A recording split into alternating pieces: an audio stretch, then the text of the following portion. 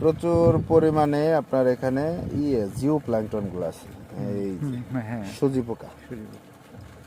আর এই যে বড় বড় পোকাগুলো দেখতেছেন, এদের যে দুইটা পাখার মতো, এগুলা কেচির চাইতেও দাঁড়। এই মাছ, এই পোকাগুলো করবে কি, যখন তেলাপিয়া এটার চেয়ে একটু বড় সাইজেরও থাকে, খামারে এত পরিমাণ, একটুতেই দেখছো কতগুলা, এই এক গামছার মধ্যে এতগুলা, তাহলে তোমার খামারে কতগুলো আছে। এগুলা যখন তেলাপিয়াটা ছাড়বা, শুরুতেই ওরা দুর্বল থাকে, তখনই ওদের কি করে পেট কাটে, যাইয়া কেসির মতো এটা দিয়ে ঠাস করে, ওদের স্পিড দেখছো তেলাপিয়ার চেয়ে বেশি স্পিড, কিন্তু যাই পেট কাটবো, এইটা ক্ষত করবো, মাছগুলা ক্ষত হইব, পরে আস্তে আস্তে যায় মারা যাবে মাছগুলো। এগুলার জন্য হলো ওই সুমিথন এটা দিতে হবে, ওটা দিলে পরে ঠিক হয়ে যাবে। ভালো জিও প্ল্যাঙ্কটন আছে অনেক, মাছাই সেই খাবার পাবো, কোনো সমস্যা নেই।